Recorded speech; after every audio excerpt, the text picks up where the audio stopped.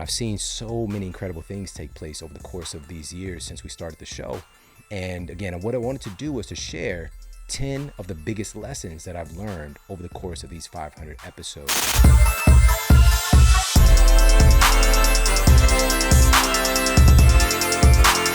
Thank you so much for joining me for this special 500th episode celebration of the Model Health Show.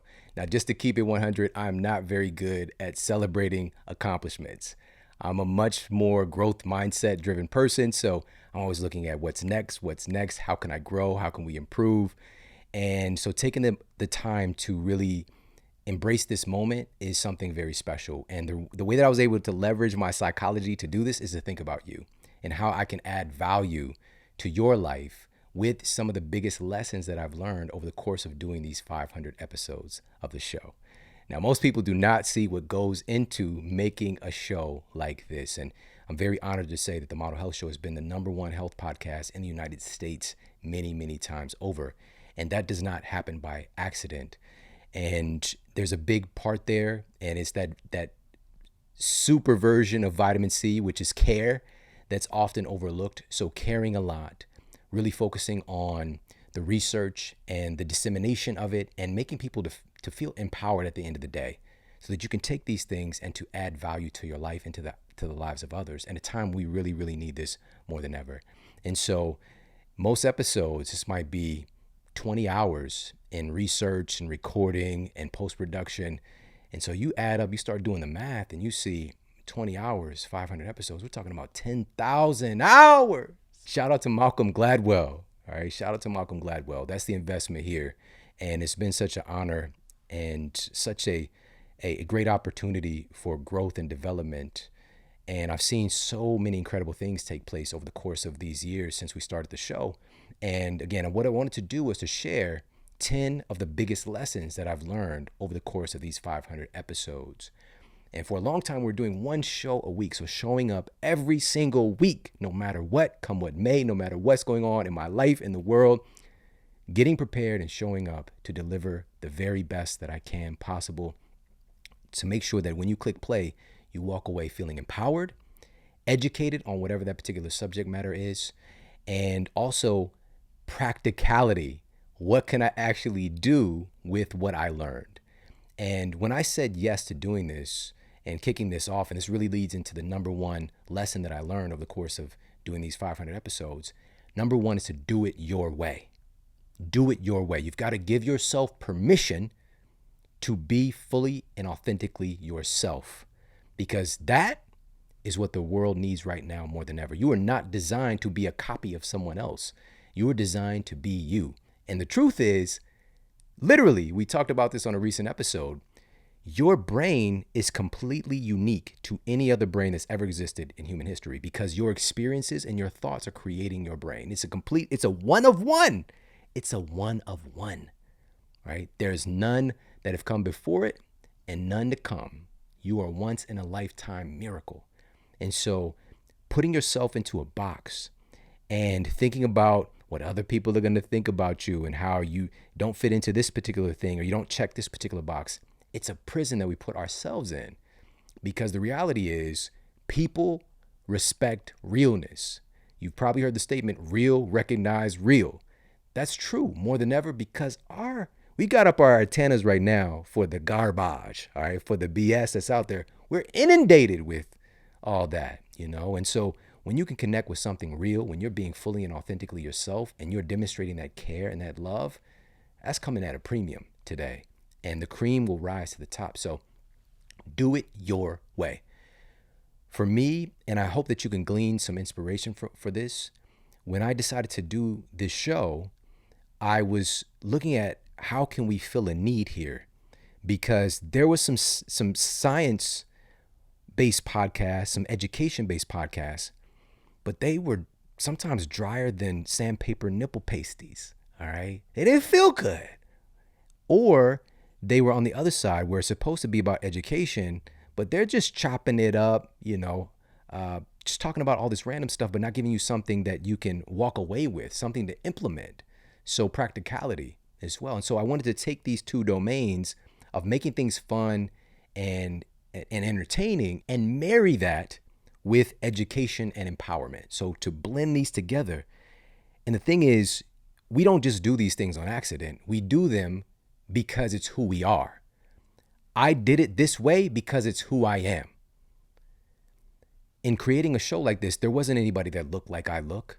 There wasn't anybody who dictates and speaks the way that I speak, who puts words together, who puts bars together the way that I do.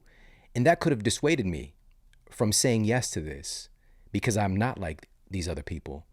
Coming from academia and being in that space where I'm doing clinical work and research, even though I have those skills, I'm not the button to the top guy. I'm not that guy. I don't dress that way. I don't talk that way. And that's okay. It's, as a matter of fact, it's beautiful because what I'm doing is I'm redefining what a scientist looks like. I'm redefining how cool science can be. I'm redefining what success looks like. Because where I'm from, not many people make it out. I've lost so many people, truly. Drug overdose, jail, murder. I come from that. And so to demonstrate how success can look, to come from these circumstances that are very volatile and achieve a level of success in a very unique way, not through athletics, not through, getting a record deal, whatever the case might be, these very cookie cutter things that we see. There are people who are expressing success in a myriad of ways coming from all kinds of circumstances. And so I can create a platform where I can show what that looks like. And so I'm very proud of that. And wanting to, again, create a situation and a sphere where we can make this the norm, where we can make empowerment the norm, where we can make health and wellness the norm. These are things that we should be taught in our conventional education, but that's just not the case. And I'm on a mission to change that. And I know that you are a part of that mission. And I appreciate you so much for that. So number one, biggest lesson learned over the course of these 500 episodes, do it your way. I'm doubling down on that. I'm doubling down on it because that is the secret sauce, truly, to any great venture of success. Do it your way. Nobody can do it like you do it. Nobody's going to think like you think, talk like you talk, present themselves like you present yourself, because you are you. You are unique, and allow yourself to be that. Again, give yourself permission to be you, to be fully and authentically yourself, because truly that one thing unlocks a superpower. That one thing, being authentically yourself, opens up the floodgates for opportunity. But we've got to get past that fear. We've got to get past that worry about what other people think. Now, this isn't to do things without acknowledging the environment and the feedback that the things are working. All right. Of course, we want to pull that feedback in, but our tendency is to look towards what's negative. We're actually proactively looking for the problem and what's wrong oftentimes. And we can talk about the kind of primitive programming there with the brain, and, the amygdala, the limbic system, just kind of constantly scanning and looking for potential threats, because the way that we evolved, life was not as cushy as it is today, and it's just recent decades where things have been a little bit more, kind of predictable. We come from thousands upon thousands upon thousands of years of a lot of unpredictability and a lot of threats, imminent threats. And so that hard wiring is still there, so it can really gum us up. But we can supersede it. That's the power of the human mind and how powerful we are. We can think bigger than that fear. We can start to tune our minds into what's right about us and what's right about the situation, what's right about the feedback that we're getting, and how to encourage ourselves to do more of that, to go further, to create more, to express ourselves more. And again, it's really easy to find ourselves falling into conformity. And that is really a poison. It's a poison for success. It's a poison for not just success, because even when I'm saying success, I'm not talking about a monetary side, which that's a part of it, potentially. I'm talking about a successful life and feeling fulfillment. That's what it's really all about, right? So number one lesson that I learned over the course of these 500 episodes, do it your way. Number 2 lesson again, these are 10 of the biggest lessons that I've learned over the course of these 500 episodes. Number 2 is distraction steals, empowerment heals. Distraction steals, empowerment heals. Right now in our society, we have a massive proclivity towards distraction. We have a massive proclivity towards negativity and paying attention to what's wrong and fear. There's a big fire burning that's really cultivating this imminent fear and also distraction. So, and also being distracted by fear. And so the reality is, for most folks today, they would much rather watch a dumpster fire than a sunset, right? That would get their attention far more than something beautiful, because we tend to take what's beautiful and consistent for granted. And the momentary fear, the momentary distraction, it's like little snacks. It's like little Scooby snacks for the brain, all right? Raggy, right? So it's just like these little Scooby snacks that we go towards, and we miss out on what's real and sustainable, all right? So distraction steals, empowerment heals. It's a big lesson that I learned. And the reason that this is such a big lesson for me is seeing the fact that, there are people who are out here creating very powerful, transformative, easily accessible programs, whether it's through the podcast medium, whether it's through courses, whether it's through books, whatever the case might be, solutions to the biggest problems in people's lives. And that can be readily available, oftentimes for free. And yet, instead of pushing play on that or accessing that, they're caught up watching Cardi B, all right? And no disrespect to Cardi. Shout out to Cardi B. But getting so tied up into the reality show, getting so caught up into the gossip, getting so tied up into what other people are doing, watching their greatness, distracting ourselves from our own greatness. That's the problem. And I'm saying this, every one of these lessons, because I experienced them firsthand. For me, it was when I was in Ferguson, Missouri, in my 1-bedroom apartment in Ferguson, on the couch you have ever seen in your life, all right? I carried it by myself, so it's not even a couch. If you can carry a couch by yourself, it's not actually a couch. It's like a couch, maybe, I don't know. But I'm sitting on this couch doing my college homework, watching the Cardinals baseball game. And I maybe missed like 2 games the entire year watching them on television. And I went to a few games as well. It's baseball heaven. Shout out to the Cardinals. But, there's like 100 games that were aired. And at some point, and I was also designing programs for clients and things like that as I'm watching the game's still running. And at one point, I realized that I am watching them be great. I'm spending hours watching them be great, when I could be putting that time and energy into myself, investing in myself and my own greatness. Not to say that we can't admire and appreciate the greatness that other people express, whether it is on the baseball diamond or whether it is in music or art, whatever. We can absolutely invest in those things and have a good time. But for me, at that season of my life, when I was just teeming with potential that was just bottled up, I needed to have that revelation moment where I realized, again, I'm watching them be excellent. I'm watching them share their gift with the world. What am I doing? What am I going to do to express the gift that's just bubbling up in me? And so I literally shut it down, shut the cable off. That was it. And I got to work. And that doesn't mean that I also didn't have joy and that I didn't watch the baseball game or that I didn't go to games.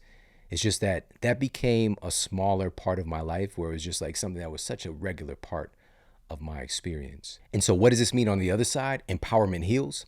It's that when we plug ourselves into the investing in ourselves, in our growth, in our own greatness, it starts to fix things in our lives that we didn't even know were wrong.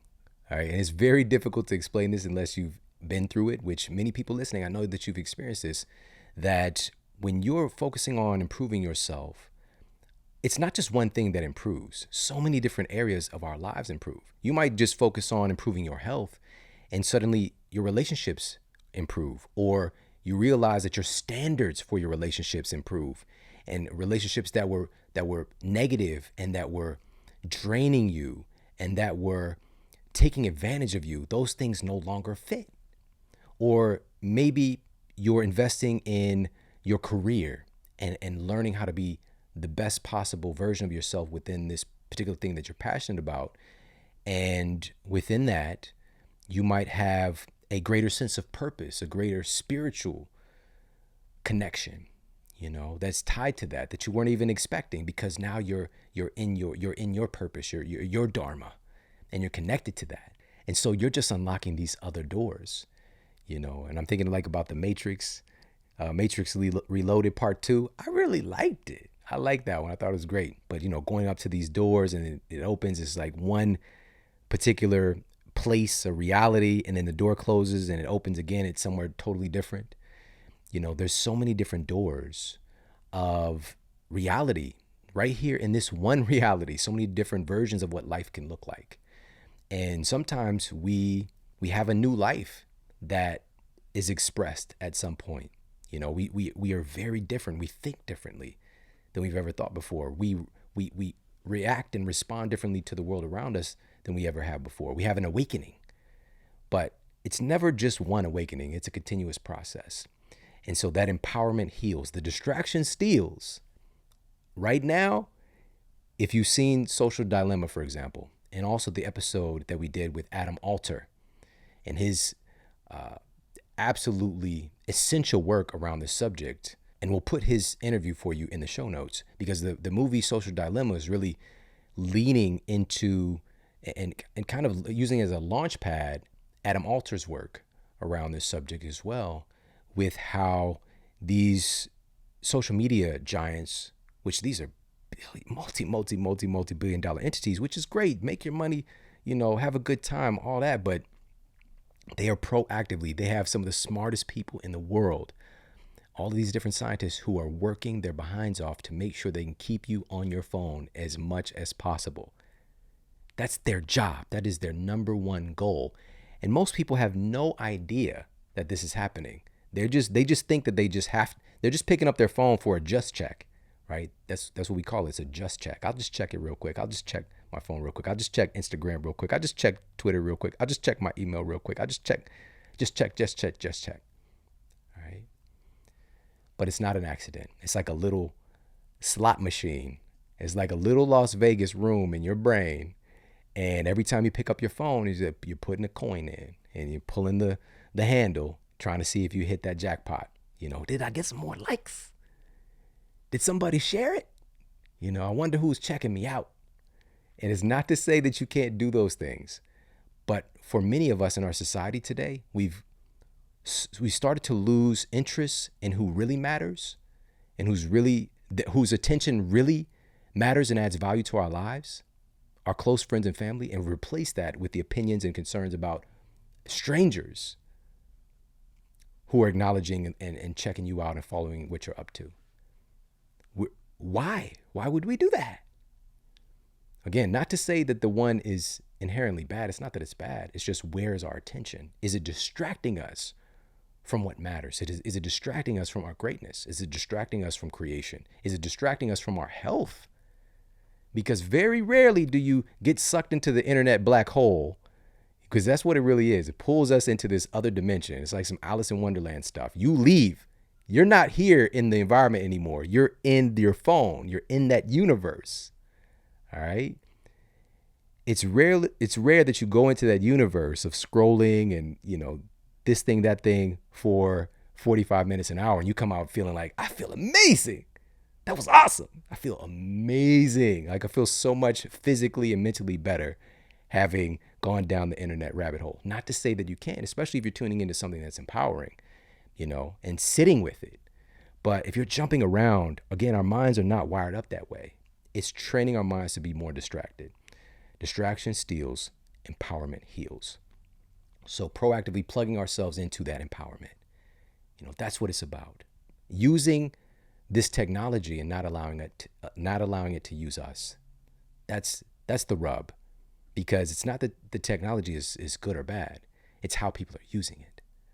So that's number 2 here of these 10 lessons that I've learned over the course of these 500 episodes of the Model Health Show. I understand this at a bigger level than ever. And so I understand what I'm up against in a sense.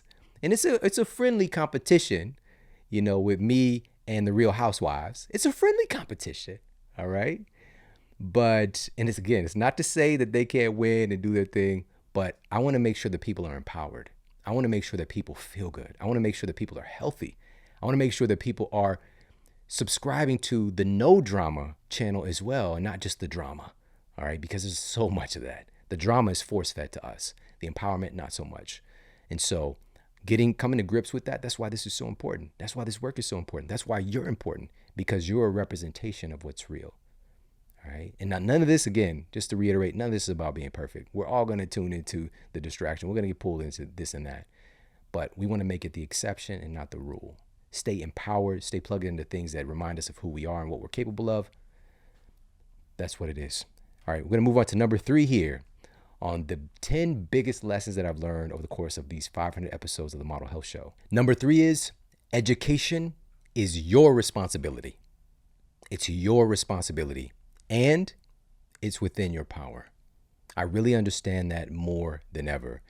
And just to paraphrase the quote that's attributed to Mark Twain, which is to never let school get in the way of your education. All right, never let school get in the way of your education. Right now, our system of education, for us, it's looking at the results, looking at the outpicturing for our society going through our conventional education system. What are the outcomes? Are people more depressed or less depressed? Are people more healthy or less healthy? Are people more fulfilled or less fulfilled? Because at the end of the day, what's the point if we're not achieving those things? Life, liberty, the pursuit of happiness. Why we even got to pursue it, by the way? We could just be happy. But we got all these mental prerequisites. We've got to make it through this conventional cookie cutter education system that is not actually training people on the things that are most valuable in the real world. There is no Success 101 class. I would have took it. I would have taken it. If there was a Success 101 class, sign me up. They didn't exist. It didn't exist. I'm thrown into the fire. I'm taking all of this biology class, nutritional science class. They're not teaching me how to actually have a successful career in the field. That doesn't come with the deal. It's just it's really a lot of random stuff. And you're supposed to know this. You got to have this many credits over here in science, this many credits in English, whatever. What about practical application? What about dealing with anxiety? What about learning how to fuel my body? What about communication with other humans? There's communication class, but oftentimes, honestly, if we're being honest, unless you've got a stellar teacher who's lived this and is not talking about theory, it's not actually, you're not getting the deep ingrainment in that connection to how to actually better communicate with other people and how to receive, because the communication isn't just what's coming out of your mouth to them, it's what you're hearing. And this goes back to, I first heard this statement from Wayne Dyer, and it's from St. Francis of Assisi: seek first to understand and then to be understood. If we had that template taught to us, there would not be so much infighting and ignorance. But today, most people, they just want to spew out their thing and not really receive and pick up the other side of the story. And so this is where we get into teams, right? Now that this is this team against this team, it's very polarized today, and people aren't really hearing each other. They're just basing their stuff on, we'll get to this, another big lesson in a moment, things that are not often grounded in reality, just to maintain their sense of separatism from this other group. And so education is your responsibility and it's within your power. Today, more than ever, and this is what's so cool, is that right at our fingertips, right in our phone, we can learn from the best people in the world in their respective subject matter that we're interested in. The top people in real estate, you can literally pick up your phone and for free access their information, hear their stories, hear their insights, hear their principles. Whether it's health and wellness, whether it's specifics like neuroscience, whether it's specifics like nutrition, for free.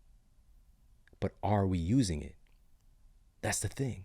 Because that being that the education is free, for me, it's another psychological barrier we got to make it through, because I paid a lot for my university education. It's too much. And again, to extract maybe what I learned from the university, maybe 1% I might use in the real world, maybe 1%. But not to say that the collegiate education doesn't have its value, because I learned things like self-management, for example, relationship building. There was some of that in there. But these are things that don't require you to have $100,000 of debt to be able to learn those things. The system is not, and I struggle to say that it's broken, because it's been operating this way for quite some time, and it's very good at doing what it's doing, which is having a lot of people in our society who are struggling to access fulfillment, who are struggling to access mental health and well-being, who are struggling to access their potential, because our system defines people by being able to have this rote memorization and to follow this cookie cutter framework, defines how intelligent they are by that. And it's never about how smart you are. It's about how you are smart. I'll say that again. It's never about how smart you are. It's how you are smart. There are people who are absolute geniuses when it comes to design, when it comes to art, when it comes to writing. And they might be absolute trash when it comes to math, for example. It might just be like their kryptonite. And yet they're led to believe, in some instances, they might even get held back. And people aren't appreciating their gift. The normal structure of education isn't appreciating how gifted they are in writing, for example, or the expression of art and their beauty and their talent. Truly, there are more people whose names we don't know, who would have superseded some of the genius that we see today in music and art, in writing, in engineering, because they were led to believe that they were not smart in the system that we currently have, that doesn't acknowledge oftentimes the gifts that we truly have. Our system isn't about accessing your gift and helping you to cultivate it and bring it forward.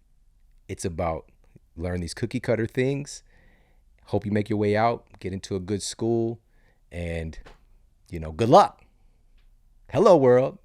So I just want to point that out. This is something that I've really learned more than ever right now, because our education is our responsibility. Once you realize how important it is to learn and to grow, you get to decide to be a continuous student. I know for me, my wife, I remember when she graduated college and she had the ribbon, right? Cum laude. She was cum laude. And she was looking at me. She was like, she literally said these words. She was like, I'm never going to read another book again. I was like, whoa, that's strong words. For her, she's done with that. She was done with the education system. Let me just kind of figure out life now, and that's wrong. We should never feel like that. We should be inspired to be lifetime students and to be a student of life, because everything is a teacher, So again, education is your responsibility, and it's within your power more than ever right now. Do not let school get in the way of your education. Do not let this world get in the way of your education. You get to decide what you learn, what you plug into, and feed that amazing brain of yours. All right, we're going to move on to number 4. Number 4 on my biggest lessons over the course of 500 episodes of the Model Health Show. Number 4 is principles over prejudice. Principles over prejudice. Our tendency today, and I can't say more than ever, because it's been a thread throughout humanity, throughout history. If you just take a little sneak peek at history, we tend to outpicture these things as a society until something happens, a breakthrough moment happens. And what I mean by this is that we tend to operate almost exclusively through our lens of reality and nothing else. We often don't acknowledge that there are other ways outside of what we know. And so we have this whole category of different cognitive biases. And this is a normal thing. We all just naturally we see the world through our eyes. We experience the world through our eyes and our experience. We can't live through somebody else's experience.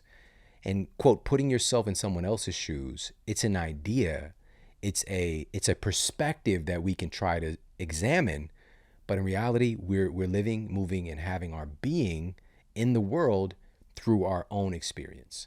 All right.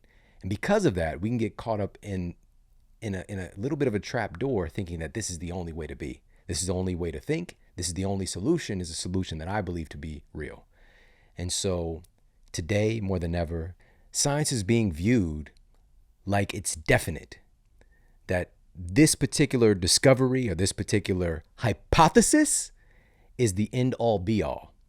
And right now, there's a lot of different hypotheses that are driving a lot of the decisions that are being made as a culture. And what you do when you have a hypothesis, and it could be based off of an observational study, for example, or comparative study, but then you take that hypothesis and you put it up against more rigorous testing, in the form of something like a randomized controlled trial or even a crossover study as well. And you see what is the outpicturing of that thing when put under scrutiny. When we actually examine what happens when we implement this one specific thing, what is the implication? What's the outpicturing of the results? What results take place when we actually examine this thing? That's not being done. All right, there's so much like willy-nilly, this sounds good, we got a little bit of data over here, a little bit of this, a little bit of that, and it's being misconstrued as being science. And I'm saying that because it's also being propped up as the definitive answer. That is the problem. That's the problem, because science is never definitive. What happens with science routinely, literally every day, beliefs that we have in science change. Some of these beliefs could be decades long, could be centuries long. They change. And the people that go to bat, who have the discovery, they always take a tremendous amount of arrows. All right. Sometimes they actually leave this reality. Their life is over before their beliefs are accepted as true. What they stood for in the scientific world, in the scientific domain, because there tends to be a lot of again, very strong cognitive biases. When we have so much invested in being one way and viewing things in one way, and someone comes along and they possibly shatter that reality, and you might go on and made a lot of decisions in your life, or even invested years of your life believing things are one way, and now you find out it's another way. What we tend to do is reject that. We fight against it. And it's normal, it's okay. But we've got to work on being aware that those things happen. All right. And how do we do that? I think that one of the greatest gifts that we can give ourselves is working on a willingness to be wrong. But with that, because that can even sound harsh, and it sounds hard to do, it sounds like people don't do that, it wouldn't be something that comes easily. I even frame it as a curiosity. Instead of just willingness to be wrong, a willingness to discover something different or a new way of looking at something. I love it. I love it. I think it's amazing. And I also have to be aware, again, principles over prejudice. Our prejudices are our biases. And most people today are operating from their prejudice, from their biases when it comes to their belief about science and human health. That's where they're operating from. And I have them too. I'm aware of my biases. And I feel that my biases, I've put them under scrutiny.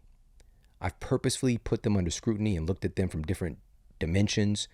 And I understand that just about every belief that I carry, and the same for all of us, under certain circumstances, they're going to be null and void. They're going to be wrong because nothing is definite.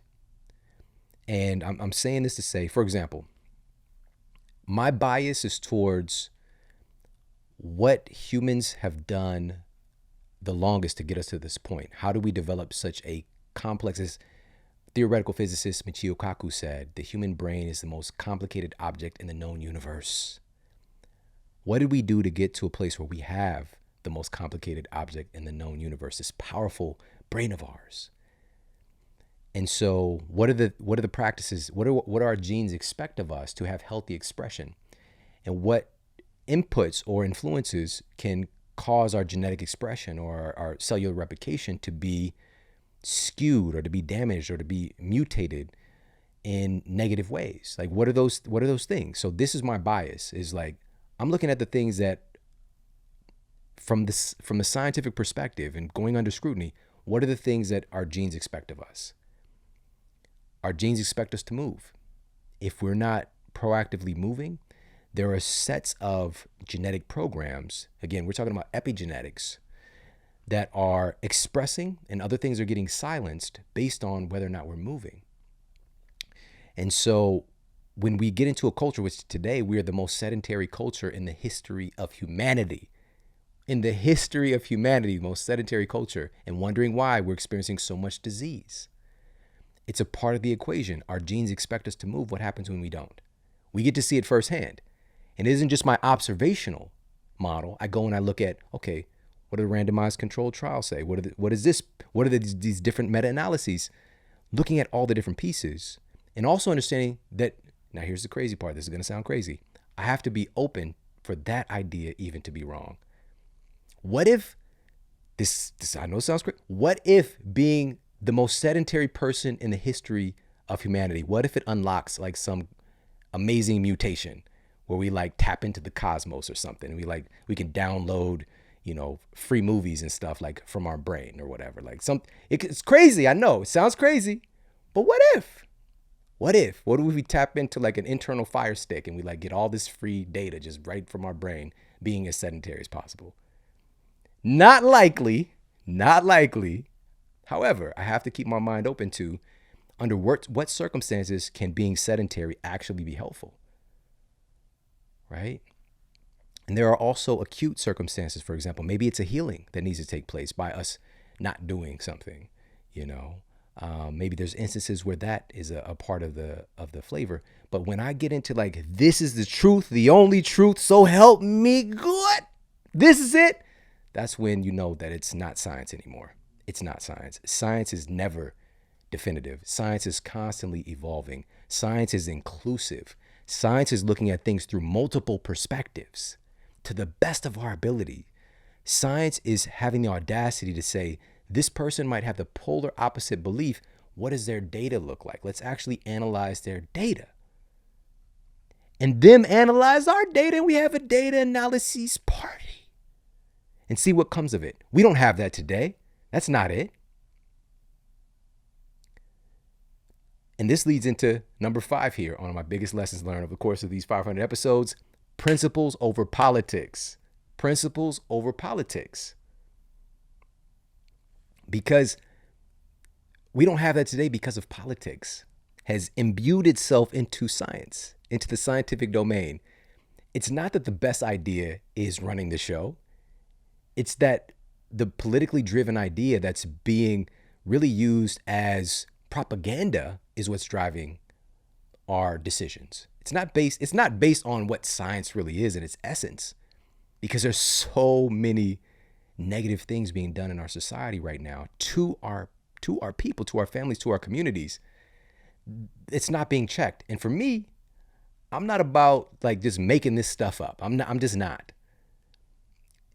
I'm about being logical. That's another ingredient or quality, a beauty of science, is that it's logical. Just logic. Okay. Right now, here in the United States, we got about just north of 330 million citizens. All right. It's a nice number. Over 242 million of those citizens are clinically obese or overweight right now. That's a little bit of a problem. I don't have to make it up. Something is wrong. Something is happening here, because not only that, within that obesity epidemic, we have, which about 400,000 people die in the United States every year. with complications connected to obesity, which those complications tie into insulin resistance and diabetes, heart disease, Alzheimer's, autoimmune diseases, the list goes on and on and on. Obesity isn't a prerequisite for these, but they're intertwined oftentimes. We have epidemics of everything.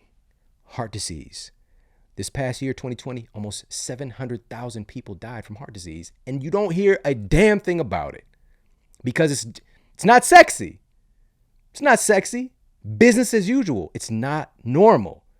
630,000 people die on average every year from heart disease. It just continues to grow.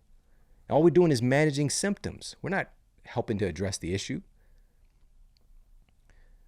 Right now, we've got about 60% of our citizens have some degree of heart disease. We're ticking time bomb. For me, it's just being logical. Something is wrong. Something's wrong here. Something's not adding up with the systems that govern our health, with the education around our health. Why are things so bad if the thing you're saying is what we're supposed to do? Why is it so bad if the school lunch program is fortified to create healthy children? I come from the school lunch program. I got the free lunch ticket. I got the free lunch. I had chronic asthma. My little brother had chronic asthma. My little sister had eczema. My mother and father obese. I had a degenerative advanced aging disease at the age of 20. My spine was just deteriorating because of the education that I was getting around food, what I was exposed to around food. My family wasn't doing anything particularly abnormal. I remember my mom was getting a low fat. She did the diet. Get diet. Okay. I'm not going to do the Pepsi, get the diet Pepsi. I'm trying to watch my figure. All right. That's fake. It's not even real. Where the hell does Pepsi come from? Have you ever seen a Pepsi fountain? Well, that's like, I know there's like a Pepsi fountain, like a soda fountain in one of those like a kid gets rich movies, a Richie Rich type scenario or whatever. Yes, you might have seen a Pepsi fountain or a soda fountain. Yes. Okay. But you get my point. It is so far removed from what's real and what's natural. What do you think's going to happen? And our government is investing in these companies, providing subsidies, billions of dollars in subsidies to grow that corn that's used for the high fructose corn syrup coming through in those sodas. Billions of dollars every year. And I document this in my latest book, Eat Smarter. Hopefully you've read Eat Smarter. If you didn't, what are you doing? And it was a study that was published in the Journal of the American Medical Association, JAMA. Shout out to JAMA, best acronym of any medical journal. JAMA. But this was published in JAMA, Journal of the American Medical Association. And they sought out to find what happens when people who are consuming these government subsidized foods. The people who are consuming the highest amount of these government subsidized foods, again, the U.S. government has invested billions upon billions of dollars in these cash crops that are largely used for processed foods, all right, that are largely showing up through the drive-through window, all right, whether it's labeled heart healthy or not. It's labeled heart healthy on the cereal. All of these things being considered, whether they're marketing it with this framework or not, here's what happened. After compiling the data, they found that the people who had the highest consumption of government subsidized foods had almost a 40% greater incidence of being obese. Not overweight, obese, clinically obese. Our government is literally feeding the problem. So for me, I'm just being logical. Hey, something's happening here. We're having more cancer, more diabetes, more heart disease, more Alzheimer's, more liver disease, kidney disease. What's going on? Just being logical. But our problem is we turn to and we're putting our faith in the science of the people who are making us sick. Principles over politics. We have to have our awareness of a consistent set of principles that revolve around human health, that have to sustain themselves when up against political scrutiny, that have to sustain themselves when up against prejudice and cognitive biases. So those principles being humans, our tissues are literally made from the food that we eat. Our immune cells are made from the food that we eat. Our heart cells are made from the food that we eat. Our brain cells are made from the food that we eat, the air that we breathe, and the water that we drink. Your toenails are made from the food that you eat. All right. You might have a little hammer toe, a little fungi, whatever. It's made from food. Even the fungus among us has to eat. All right. So whatever we're putting into our body is feeding, creating our human tissues, but also feeding the fungi and the bacteria and even the viruses. We have trillions of virus particles in and on our bodies as well. It's a symbiotic relationship that we've developed over the span of humanity, of human evolution. But you don't hear that. And so what we're doing is inherently affecting the interaction of all of these things that are living in and on our body, the trillions upon trillions upon trillions of microbes. Principles over politics. What is going to make the best tissues of all those things that I've described? We got a pretty good beat on that. All right. Real food coming from nature that our ancestors have thrived on, hunter-gatherer civilizations that we can still look at today and look at their health outcomes and look at their blood work and all those things compared to the average person here in the Western world. It's not even comparable. We've got so many examples of how this stuff works. So we get to decide what we make our bodies out of.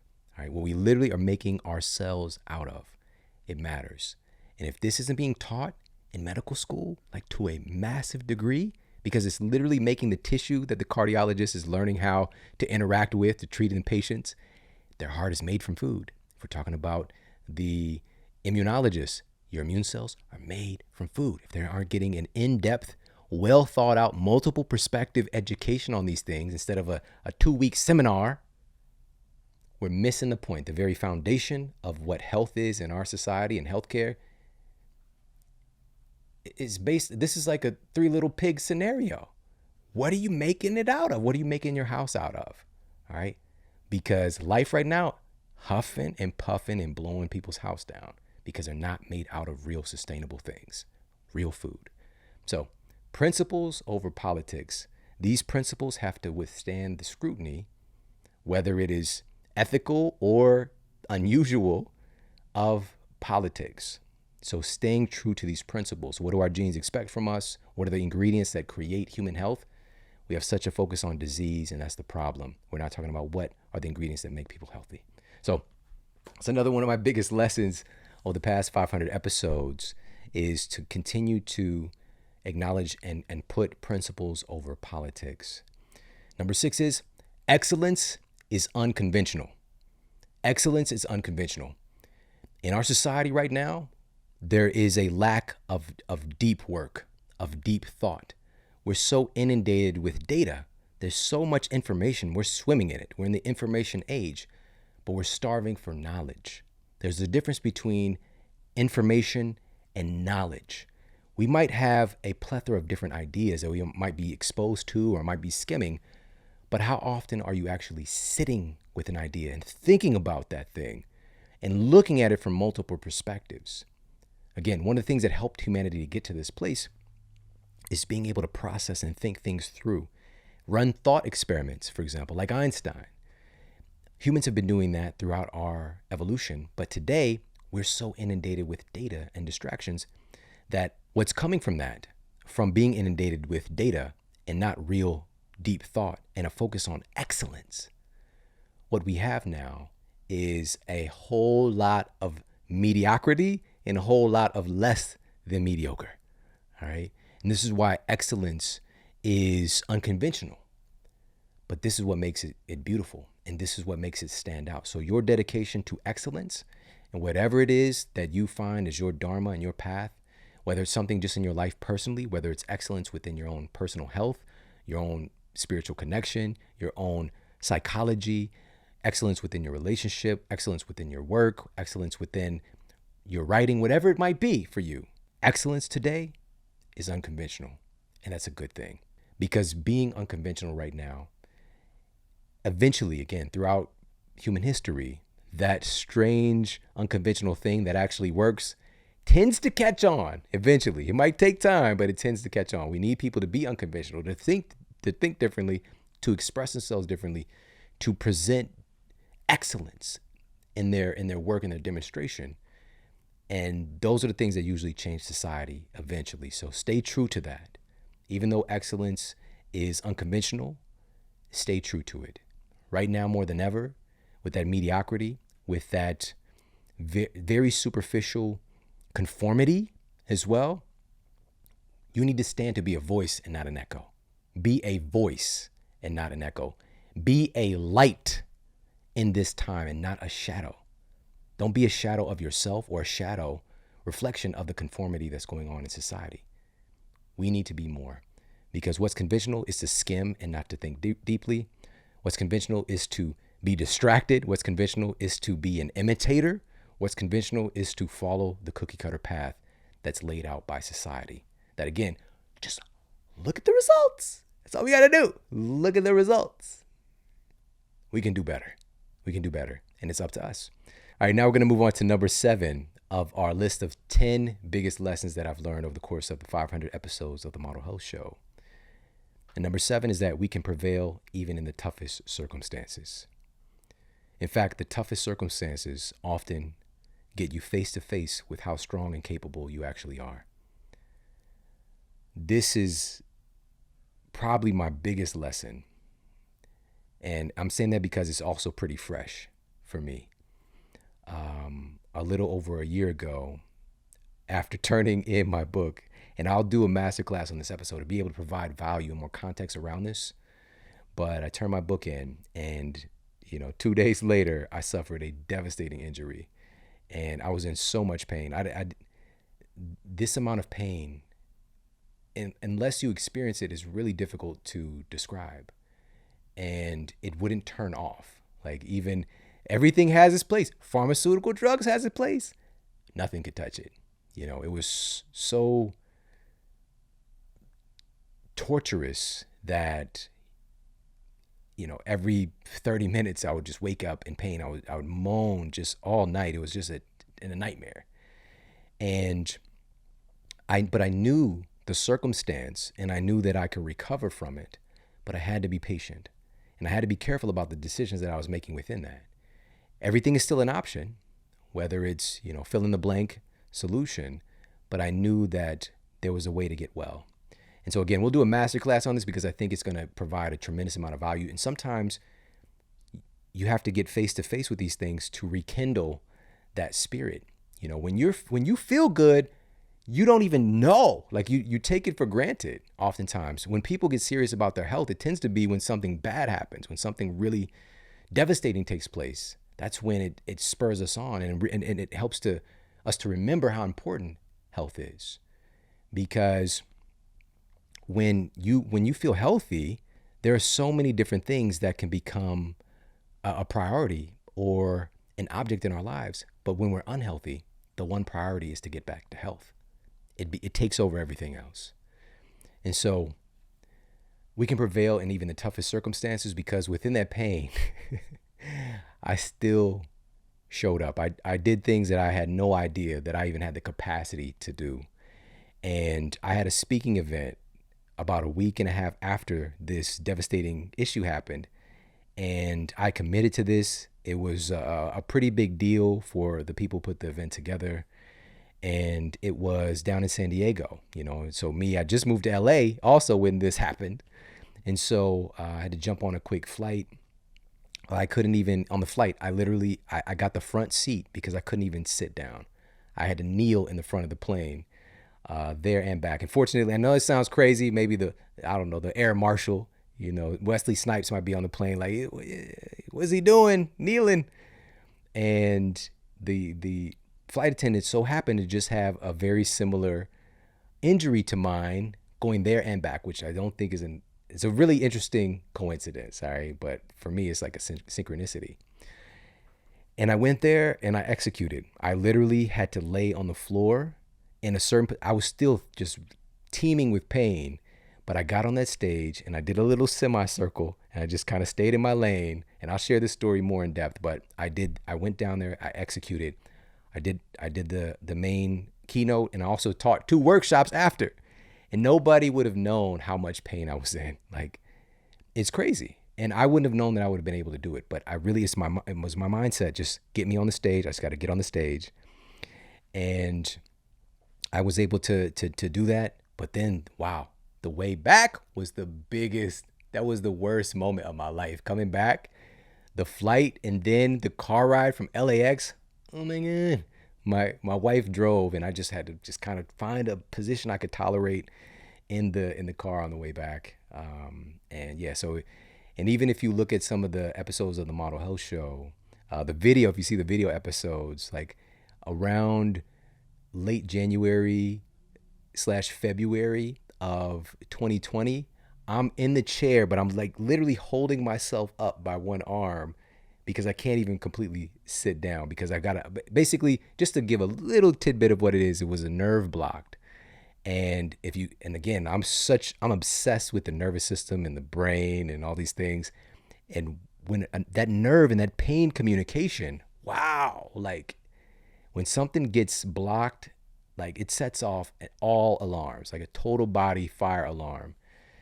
And, but I persevered through that situation. I do not recommend it. So I want to make sure people stay healthy and also understand that crazy things can happen, because for me, it was really a very crazy scenario of how it all took place. But also, every single thing that happens with our health, there's always an emotional component. And there's often a series of preview events, like the coming attractions. But the question is, are we paying attention to those things? So, and it could create this little gumbo of problems if we're not aware. So, but please understand, for you, and this is a message that I picked up, but also I want to reiterate for you, you have no idea how strong you are. You have no idea what you're capable of. Probably the greatest moments of you demonstrating your strength is when you were faced with the biggest obstacles in your life and you made it through. You were here. You're here now. And these circumstances, the things that we try to do our best to avoid and to stay away from, struggles and problems, for me, this is why I'm such a big proponent of challenging ourselves proactively on a regular basis to build ourselves up physically and mentally so that we can handle these things, because it's really training for the main event of life, And so 2 things that really helped me to get well, and in parallel, and also there was somebody who was in my life, this producer of this really popular program. Their injury, looking at their scan, was identical to mine, and seeing what happened with me versus what happened with them, and the amount of time, even though it took quite some time, it was a long time of rehab and all the things that I was doing. But for me to understand firsthand, and hearing this also from the physicians that I was working with, my state of physical health going into it, if I wasn't as healthy as I was, forget about it. It's one of the things that, from their perspective, saved me. And also my mindset, my mind. Once I got my mind together, once I was able to start to think externally of the circumstance and get out of the why me and the, why did this happen and all these different things, and start to think about the potential here, the value, the growth, and what I can do once I can get control. But it wasn't, for me, it wasn't as much of a rustle. Like, I didn't have to tame the wild beast like I would have if this happened, 20 years ago, for example. So it's working on your mind, working on your body, so that you can stay ready for whatever life throws your way. All right. Because I saw firsthand what can take place and how powerful we are. So again, last time I'll state this, we can prevail even through the toughest circumstances. And oftentimes it's the circumstances when you get face to face with those trying times when you actually get to demonstrate and see how strong you really are. All right. So we don't want to run from the fear. We want to move towards it, but you could do it bit by bit. All right. Bit by bit. Challenge your mind, put yourself in challenging circumstances where you have to think differently, grow your mind. There's this statement that's really popular. I've seen a lot of memes going around on this one, that if If you're the smartest person in the room, you're in the wrong room. That's a good one. All right, that's a good one. So putting yourself in circumstances where people stretch you and they stretch your thinking as well. Challenge your mind, challenge your thinking. Get around people who empower you, who hold you accountable. Train your body, train your exposures. You know, a lot of folks today have really tied in with the benefits of cryotherapy and the benefits of, heat exposure. But the crazy thing is, many of our ancestors have utilized these strategies for thousands and thousands of years to create more resilience. All right. So whatever we can do to challenge ourselves, body, mind, and spirit, because we are stronger than we know. These last three, the final three from the past 500 shows and years of work with the Model Health Show, these three things have been cemented for me as far as our most valuable assets. And these are in no particular order, but number 8 here on the list, but these three particular things, the most valuable asset that we have is our health. It's been cemented for me more than ever. And having this recent experience, it really helped me to identify and to cultivate even more compassion, because so many people are hurting right now in various degrees, whether it's mental health, whether it's physical health. There's a lot of suffering taking place. And if you understand just some of the basic tenets of quantum physics and how our realities are really tied together, the furthest thing in the known universe to us here, it's all connected. It's all connected. We are connected, especially in that closer proximity. Wow, we're connected. So that suffering, if it's happening anywhere, it's happening everywhere. And so having this resurgence of energy and dedication to helping to heal these circumstances, to provide empowerment and solutions for people that actually work, because truly the most valuable asset that we have is our health. That's number one. Our health is what enables us to be the expression and reach our potential. And it's not to say that when we're not well, when we're not healthy, that we can't create and do amazing things. We absolutely can. We're incredibly resilient. But it's harder. It's much, much, much, much harder when we don't feel well to perform at our best. So the health is the most valuable asset that we have, truly. And this is why we do this work. This is why I do the work that I do. Number 9 here. One of the other most valuable assets that we have is our relationships. It's not ROI, it's ROR, return on relationship. It's the most valuable thing as far as our success, our happiness. The list goes on and on. I wouldn't have subscribed to this when I first got started, because I have this tendency towards this lone wolf vibe, and wolves run in packs, by the way. Lifetime mates, all that good stuff, forget that. Lone wolf.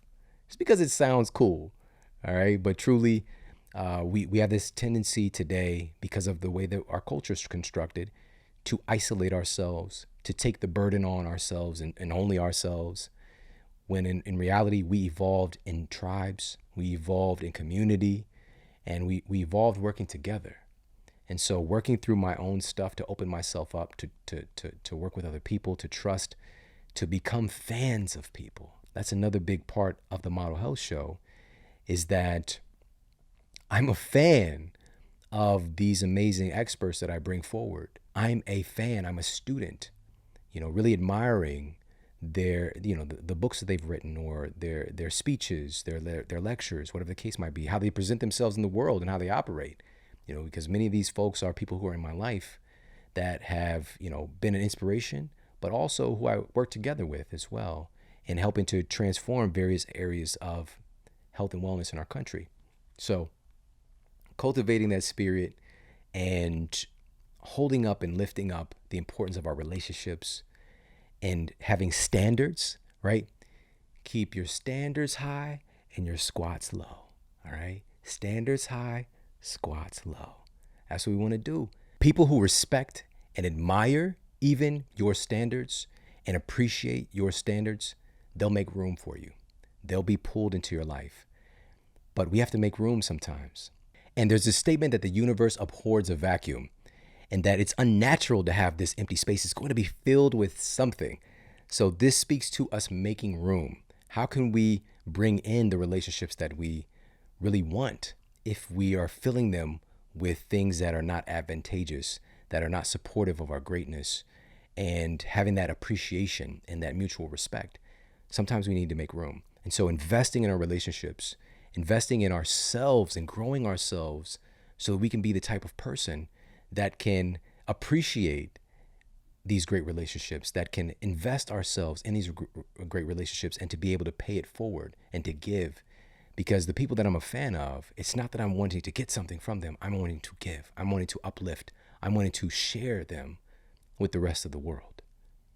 And so building yourself up to a place where you can be in that position for you to give and pay it forward.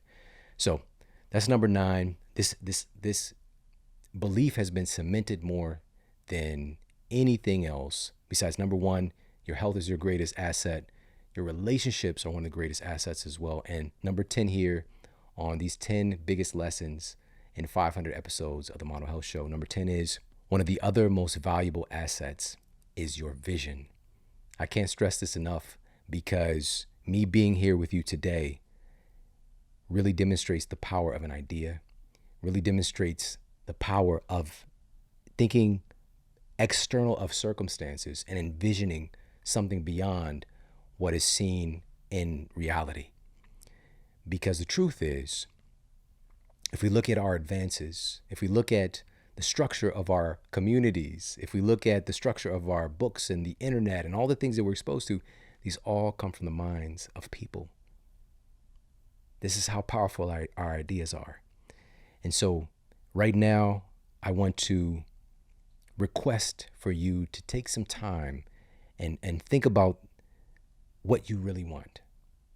And to take some time envisioning and imagining, using that powerful gift that you have in that imagination, and imagine the world that you want to live in. Imagine what our world could be despite our circumstances.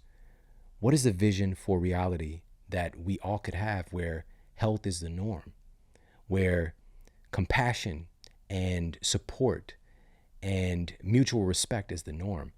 Paint that vision for your life on the micro scale and for our world on the macro scale. We need it more than ever, because for me, again, cementing this idea in 500 episodes, I would not be here with you had I not had a vision of something more than the circumstances that I come from.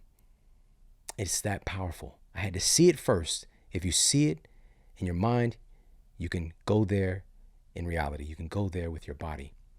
The circumstances, our minds are so powerful. Human beings are so powerful. We look at the phantom DNA experiment, for example, and them putting a strand of human DNA into a vacuum that's supposed to be filled with empty space, but you can never really get rid of these packets of light, these photons, and seeing that the photons are attracted and conforming to the human DNA when it's put into the vacuum. But then removing the DNA, the human DNA, from the vacuum, the scientists thought that the photons would just go back to their scattered, unorganized, random displacement, but they didn't. These packets of light that make up our reality, every single thing in our reality is made of these biophotons. They stayed conformed to the human DNA. It made a temporary, that could be permanent impression upon life itself, the stuff that our universe is made of. It made an imprint. All right? That's us. We're made of that. We're made of that stuff, and we're making an imprint on our reality. And it's based on, first and foremost, our vision. It's based on the power of our incredible minds. So I appreciate you so much for taking the time to invest in your health and your own well-being. And listen, I truly do feel that this is just getting started. I didn't even know till recently that this was episode 500 that we would be celebrating right now, because I'm just so in love with this process. And I just feel like, this reminds me of the statement from Tim Grover. This is a legendary coach and trainer to some of our greatest athletes that we've seen: Kobe Bryant, Dwayne Wade, Michael Jordan, the list goes on. And him sharing the fact that sometimes you're on a journey and you make it to the top of the mountain, and then you realize that it's actually the beginning of the journey now. For some of us, we can have a feeling of surprise or a feeling of disappointment, but the truth is, if we can embrace that moment, that this is always happening. It's always a process of unfoldment. We're never going to reach a certain pinnacle and then that's it. Life goes on. There's always more. There's always another level. And for me, right now, this is where everything begins. And I appreciate you so much for tuning into the show. If you got a lot of value out of this, please share it out with your friends and family on social media. Thank you so much for sharing in this very special celebration, 500 episodes. And I would love, tag me on Instagram. I'm at Shawn Model. And if you want to give me a shout out for celebration for episode 500, I would really, really appreciate that. And I appreciate you. And there's something special about you that brought you here to this moment to be a part of this. And so I see you, I appreciate you, and I want to remind you of how powerful you are to affect change, not just in your own life, but in the world around you. Hey, if you like this video, make sure to check out this video right here to up-level your health today. Now, vitamin D is primarily produced in the skin in response to UVB radiation from sunlight. And of course, we know that it can be absorbed through the food that we eat,